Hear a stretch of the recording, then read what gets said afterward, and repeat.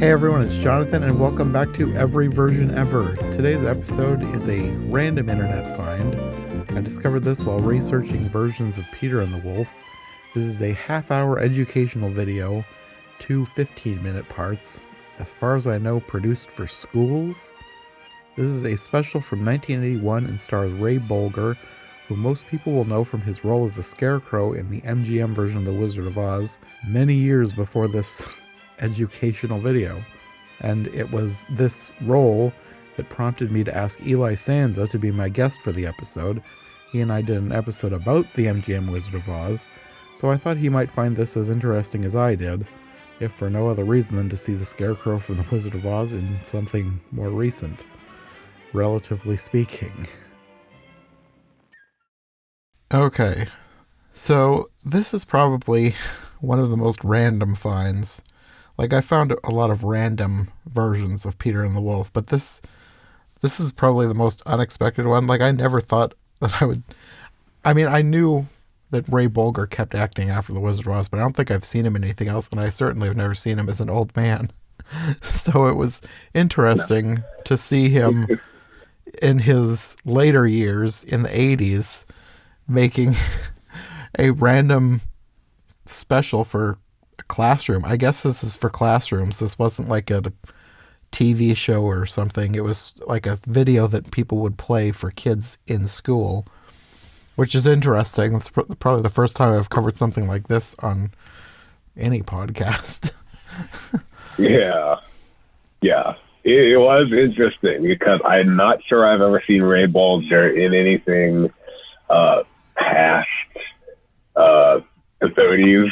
I don't know if I've ever seen him doing any later work past that decade. I know he did act like for a long time afterward, but I've only seen like old footage of him in like the studio era.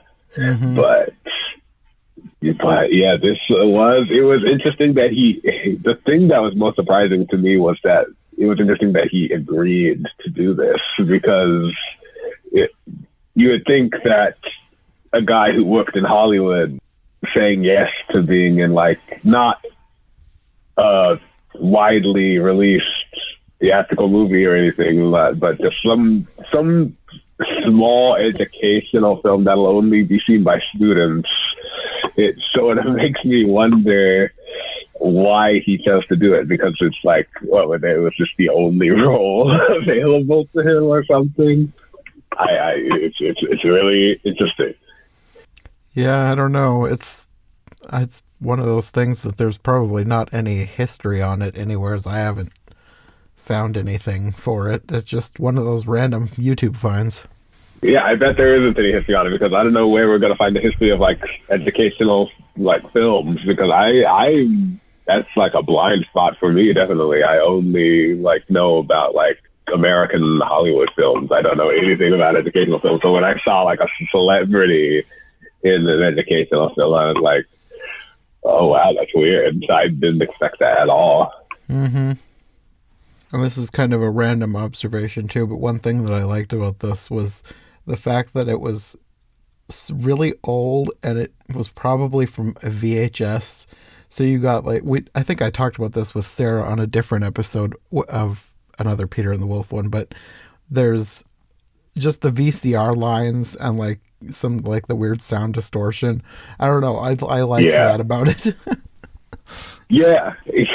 No, well, I like that too, because it takes me back to my childhood. Like I grew up on VHS tape, so I instantly recognize those sounds and those image distortions, because I'm so used to them, because I watch videos all the time. Mm-hmm. Well, getting into the actual story, how familiar are you with Peter and the Wolf? I was not very familiar with it for a lot of my life. It was like I did not. I've seen some versions and some parodies of it throughout my childhood, but I've never actually seen any, like, I don't know, any straight interpretations, or I've never learned of the story. I didn't know, like, the Disney version, I'm pretty sure I watched that. So I knew because of that, I knew there was a boy, a bird, a duck, a cat, a wolf, and an old man and some hunters. I knew about the entire cast, but yeah, like the story, what all those characters did in the story, that didn't stick in my mind. Like the Peter and the Wolf story was something that was sort of like I was aware of it, but I never actually owned it, or I never owned any version of it. I just saw it every once in a while, so it never stuck in my mind, really. Yeah, I think the Disney version, if anybody's ever seen one, it's probably been the Disney version because it's not that popular of a story. I feel like, 'cause I like talking to different people, I kind of grew up with the story because we had a VHS tape that had the Disney version, and I'm pretty sure we had like an album of like classical music for kids or something that had it on there. So I am very familiar with the story, but I guess I'm kind of in the minority. A lot of people just have no idea what it is. Yeah, I'm not surprised by that because I rarely ever see anyone talk about this.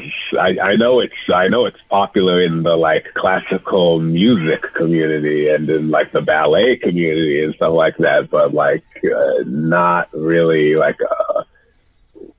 I mean, I know it's mainstream and everything, but it's not like a popular in like for modern audiences, really. Mm-hmm.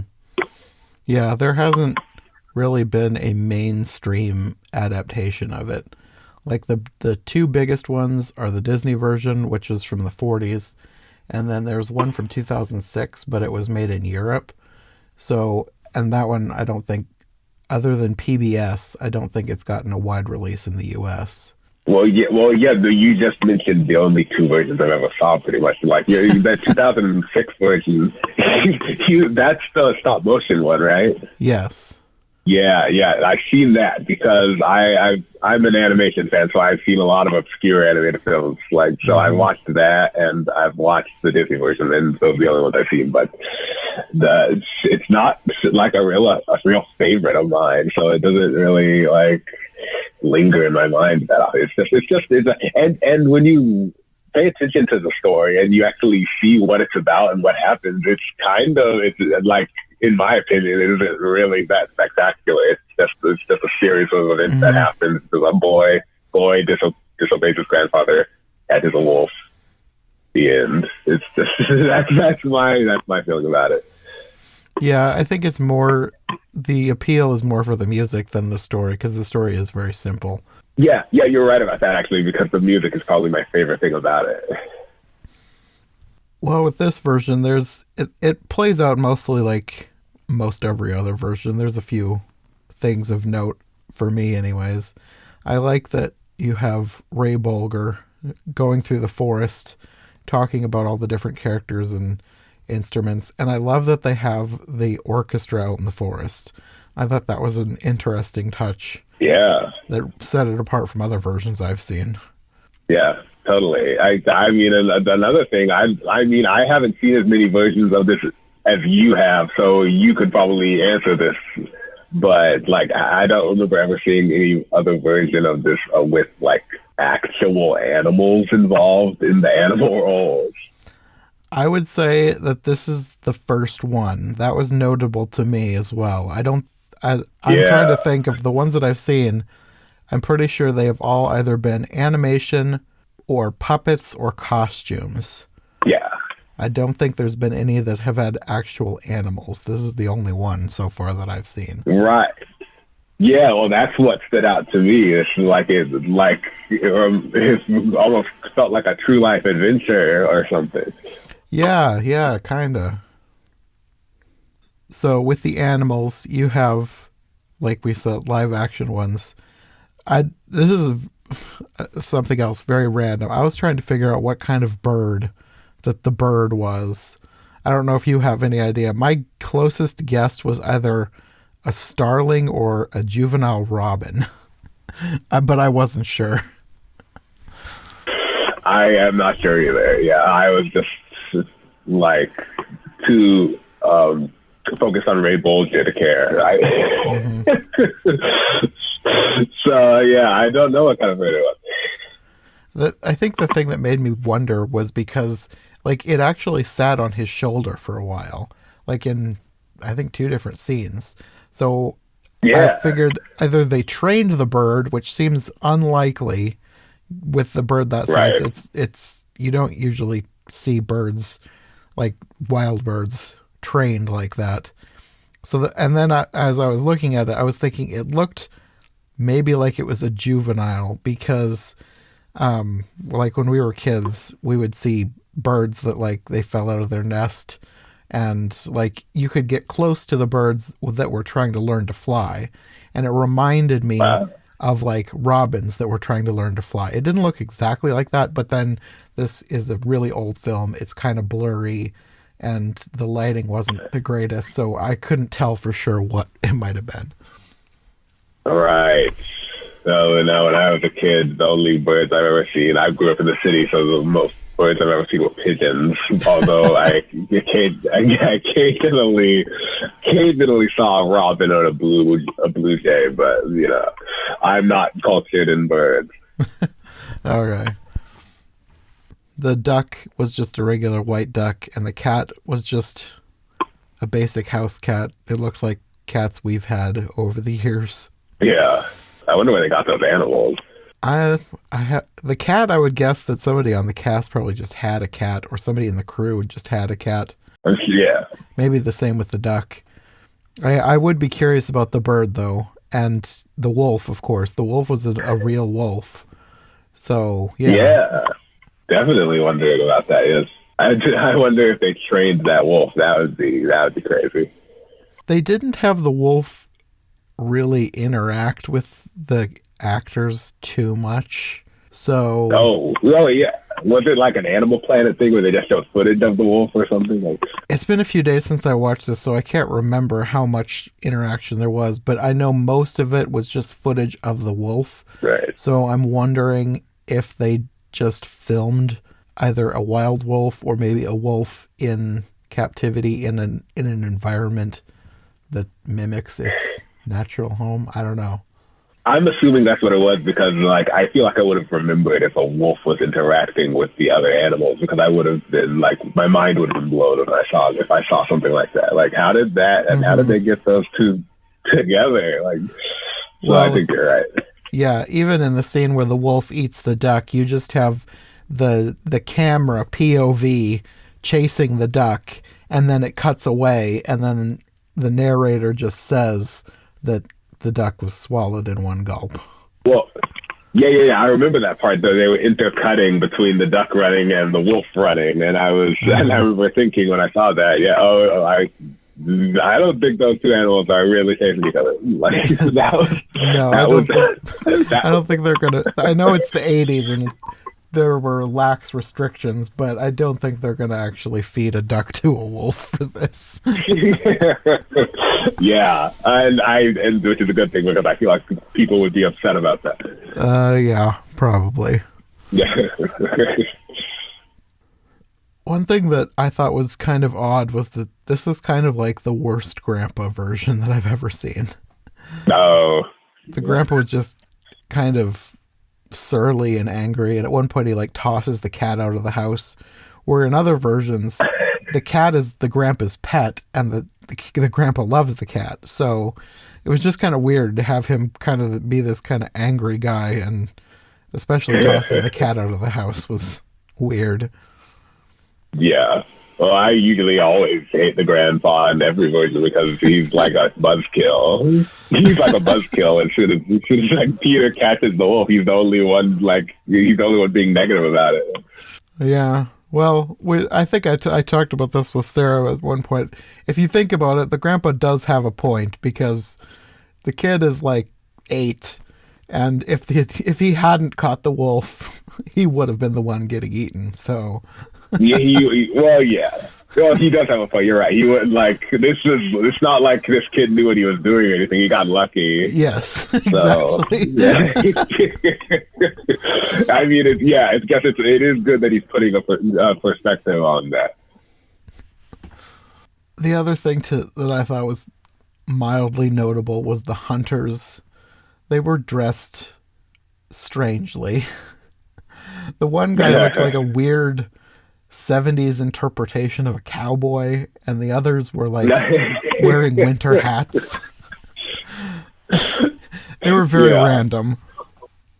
Yeah, no, I noticed that because of all the other versions of this I have seen, it is noticeable how the hunters look here, because like it's different from the other versions. That's for sure. And then, speaking of clothes too, you have the scene where they're parading him through the town on the way to the zoo, and you get a ton of extras in this part, and this reminded me of last year. I did an episode on, there was a Little Women miniseries from the 70s, and this reminded me of that because everybody was supposed to be dressed like it was the 1800s, but they looked like they were from the 1970s, but with 1800s clothes. Like all the hairstyles and everything. It was just so 70s.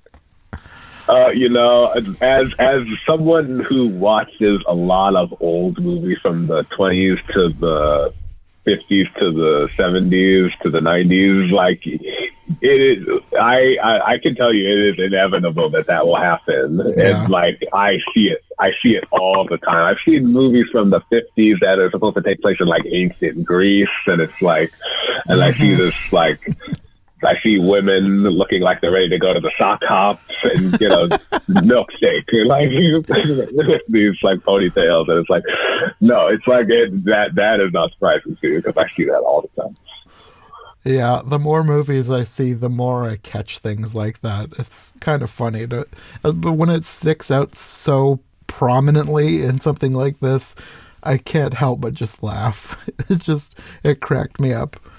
Yeah, well, the one thing that I thought was sort of funny about, actually, I didn't notice this, but my sister pointed it out, that you remember the horse from the Disney's animated version of Sleeping Beauty? Yes. Yeah, his name was Samson, I think. He said Samson. Samson. Yeah, he said that his hair looked kind of like Elvis Presley's hair. It looked like the horse had Nell, and if you go back and watch that movie and look at the horse's hair, you can sort of see what she means by that. And Elvis, that movie came out in the 50s. Elvis was from the 50s. I don't know if it was intentional, but she sort of has a point. She sort of has a point. Even in cartoons, it happens, not just live action. It's probably one of those subconscious influences. Like, they weren't directly referencing Elvis, but maybe they had seen Elvis and they just liked that look and did it without even thinking about Elvis. Who knows? Yeah, that's what I'm thinking too. I think the same thing. Well, the last thing to note about this one is that, like a bunch of these, you kind of get 50-50 on whether they change the end or not, because in the original story, the duck gets eaten, and that's the end of the duck. There's like a line in the play about you can still hear it quacking because the wolf swallowed her whole. But a lot of these change the end so that, suddenly somehow the duck miraculously survived. And in this one, you have Ray saying that the wolf got a feather stuck up his nose and he sneezed out the duck. Yeah. Yeah. It was like, I noticed. That's not how sneezing works. That's not how sneezing works. But you know what? It's I just accepted it as a fantasy. Okay, sure. The wolf sneezed the duck out.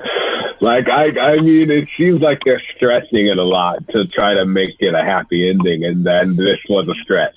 This was a big stretch. Yeah. Like I said, it's like 50-50 whether they keep the original ending. I think they probably think that having the duck be swallowed forever is too traumatizing for children or something. I don't know. But a lot of times they do end up changing it. Yeah, they just can't help but sanitize it. Yeah. I think I've said this before, but my favorite version is the 2006 stop motion one. And that's like the one where I would have wanted the duck to survive, because that's like my favorite version of the duck. And that's one of the ones where the duck, he's just dead. Yeah. Yeah. So the ones that I don't really care about, they survive, and that one doesn't. Yeah, I know, but I really loved that version. It's probably just like you. It's probably my favorite too, and so I liked all the versions of the characters in the stop motion one. But yes, but hey, it's accurate to how the original was. The duck stays dead, so and that's part of why I love it so much too. Yeah, it gives it more of a bittersweet ending. Yeah, yeah. Well, I think that's probably about all we have to say about this one. It was a pretty short one, but I thought it was worth talking about just for the fact that it was Ray Bolger, plus the fact it was probably the only one I've seen, like I said, with live action animals. I don't think there's any other versions, at least that I've found. So I thought it was worth talking about. Yeah, no, I'm glad you pointed this out to me, because I would have never discovered it if you didn't tell me about it. And I thought it was like a fascinating piece of 80s history. Yeah. Yeah. Sometimes with these different things for every version ever, you just go down YouTube rabbit holes and you find all sorts of weird versions of things. And this is one of the ones that I found. Yeah, and the most surprising thing about it was just the fact that the Scarecrow from The Wizard of Oz was involved in this at all. It was like, wow, what's he doing here? But that made it interesting. He was like, I liked his narration. Yeah, I like seeing people in a different time than when you're used to seeing them. It's very different, but it reminds me of, like, if you watch any of Shirley Temple's later movies, it's weird to see her not as a little kid. But I like seeing her at an age and in a context that you're not used to. And that's kind of what this was for me. Yeah, and I never seen Ray Bolger as an old man before, but as soon as I saw him, I instantly recognized him. Yeah. Oh, there he is. Yeah, definitely. But that's just because I've seen The Wizard of Oz so much, probably. Yeah. Even though you barely see his real face in that, you still just his eyes, it's the same eyes. Yeah. It's got those eyes, yeah. It's very recognizable. Well, thanks for doing this with me. Yeah, it was great talking about this. Yeah. Do you want to let people know where they can find you if they want more from you? Yeah, you can follow me on Twitter. I'm at eJunkie2014. I talk about, like, The Wizard of Oz and all kinds of other stuff. And I also have a blog, Entertainment Junkie blog. You can find that at ejunkiblog.com. That's my website. And there I go more in depth about the entertainment industry, talk about films, TV shows, video games. And it's mostly like a history lesson about Hollywood. So, and I got a lot of fascinating articles there. So come check it out. Okay. Well, until next time, we'll have you back for another episode. But until then, have a great day. Yeah, thanks. Bye.